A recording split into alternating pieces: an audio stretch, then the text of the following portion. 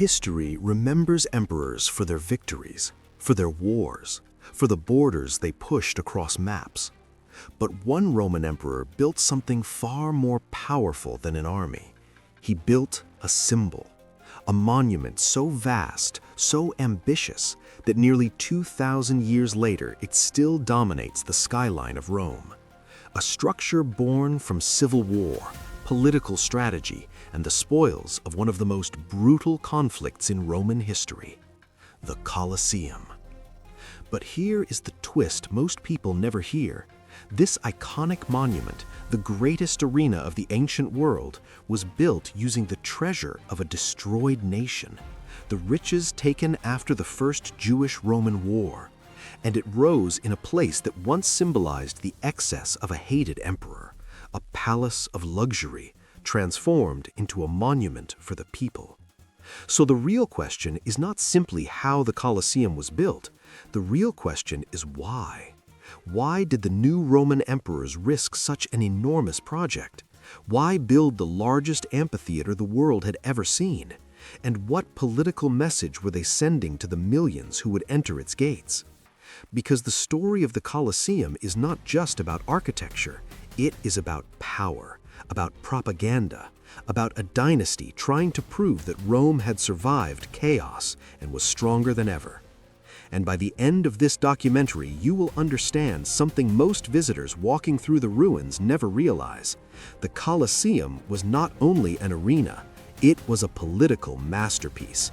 And its construction tells us exactly how Rome rebuilt itself after one of the most dangerous moments in its entire history. But to understand how the Colosseum came to life, we have to return to a Rome that was burning, literally. In the year 64 AD, during the reign of Nero, a catastrophic fire swept through Rome.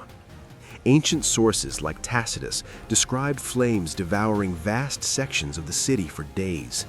Neighborhoods vanished, homes collapsed, entire districts were reduced to ash. The disaster left thousands homeless, and it left Rome furious, because many believed the emperor himself had allowed the destruction, or even caused it. Whether that accusation was fair remains debated by historians such as Mary Beard, but what happened next made the anger worse. Instead of rebuilding the city for its people, Nero built something for himself, a palace of unimaginable scale, the Domus Aurea. It stretched across huge portions of central Rome, covering land that once belonged to ordinary citizens. Inside were gardens, artificial lakes, marble halls, rotating dining rooms, and walls covered in gold and precious stones. It was not simply a residence, it was a declaration that Rome belonged to the emperor.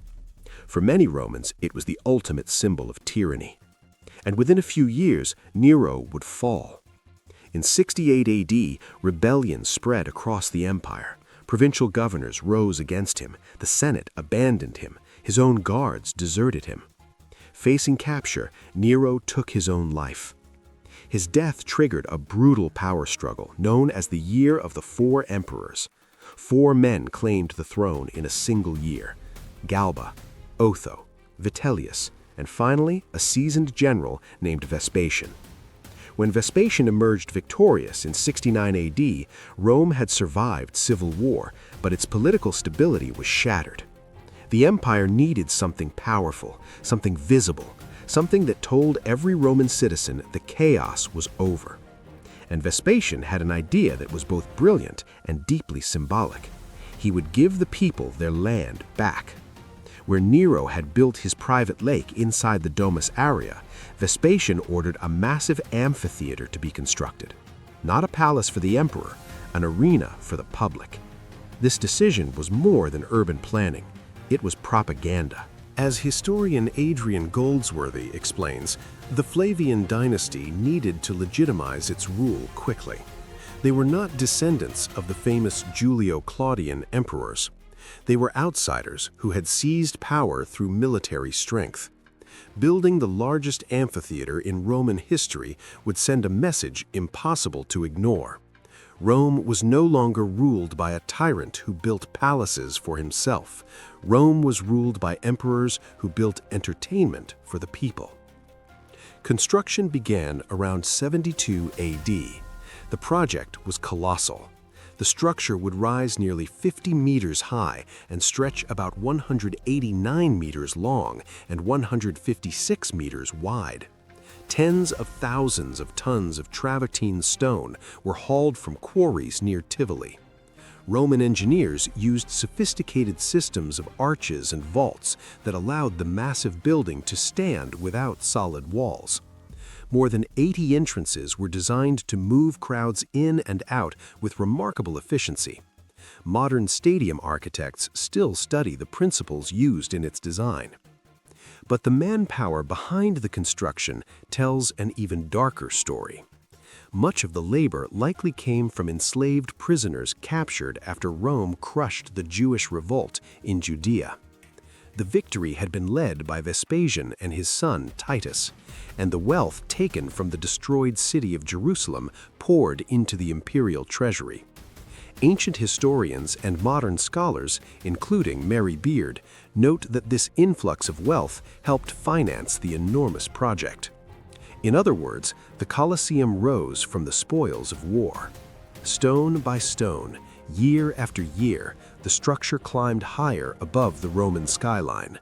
Massive cranes lifted blocks into place. Thousands of workers shaped marble seats. Engineers installed complex corridors, staircases, and passageways that would allow tens of thousands of spectators to reach their seats quickly.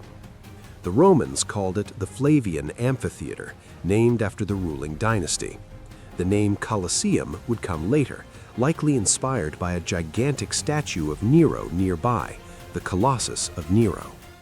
By the late 70s AD, the building was nearly complete, but Vespasian would never see its grand opening. He died in 79 AD. The task of inaugurating the greatest arena in Roman history fell to his son. In 80 AD, Emperor Titus opened the Colosseum with celebrations that stunned the ancient world. The games lasted 100 days. Ancient writers describe spectacles on a scale never seen before. Gladiators battled beneath roaring crowds. Wild animals from across the empire, lions from Africa, bears from Europe, exotic creatures from distant provinces were released into the arena. Some accounts even claim that early shows included simulated naval battles when the arena floor was temporarily flooded. Whether every detail is accurate remains debated among historians like Greg Wolfe, but one fact is clear. The opening of the Colosseum was a political triumph. It transformed a site once associated with imperial greed into a place of shared spectacle. For ordinary Romans, entering the Colosseum meant participating in something enormous, something imperial, something unforgettable. At full capacity, the arena could hold roughly 50,000 spectators. Citizens were seated according to strict social hierarchy. Senators sat closest to the arena. Wealthy citizens occupied marble tiers above them. Women and the poor filled the highest sections. Even architecture reinforced Roman society. But the real drama unfolded on the sand below. Gladiators trained in specialized schools fought in carefully staged duels. Some were slaves, some were prisoners, others were volunteers seeking fame and fortune. Contrary to popular belief, many fights did not end in death. Gladiators were valuable investments. Still, the violence was real, and the crowd loved it. The arena also hosted venationes, staged hunts where trained fighters battled wild animals.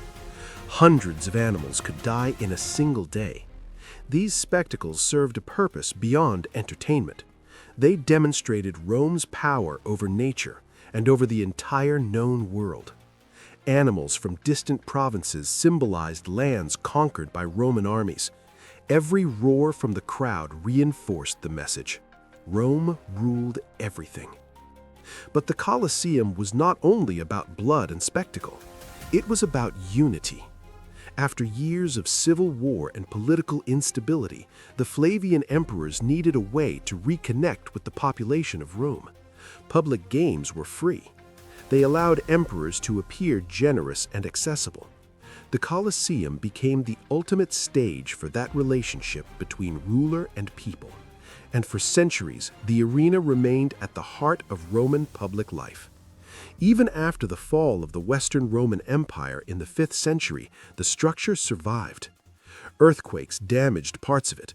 Stones were later removed to build churches and palaces. Yet the skeleton of the Colosseum endured. Today, nearly 2,000 years after its construction, the Colosseum still stands as the most recognizable monument of ancient Rome. More than 7 million people visit it every year. They see arches, they see stone, they see ruins. But what they are really seeing is a message carved into architecture. A message from a dynasty that understood something fundamental about power. Monuments can shape memory. By building the Colosseum where Nero's private lake once stood, Vespasian and Titus rewrote the story of Rome. A tyrant's palace became the people's arena.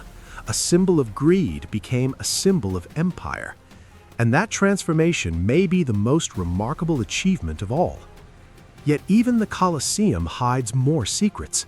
Beneath the arena floor lies a labyrinth of corridors known as the Hypogeum, an underground system of cages, lifts, and passageways that allowed animals and fighters to appear suddenly before the crowd. But the Hypogeum itself was not part of the original design. It was added later, which raises a fascinating question. How exactly did Roman engineers transform the arena beneath the Colosseum and create one of the most advanced stage systems of the ancient world? That story is just as incredible, and if you'd like to see a full documentary exploring the hidden underground world of the Colosseum, let me know in the comments, because what happened beneath the arena floor may be even more fascinating than the games themselves. If you enjoyed this deep dive into the construction of the Colosseum, make sure to like the video, subscribe to the channel, and turn on notifications so you don't miss the next journey into the history of ancient Rome.